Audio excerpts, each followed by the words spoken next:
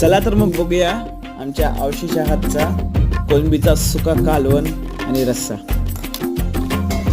स्वप्नातल्या चांदव्याचं लागीर झालं जीवाला, झाकून होत मनाशी जाहीर झालं जगाला. क्षणभर जग हे विसरून सगळे देवढासा दिलासा, पोशील तू श्वास माझा.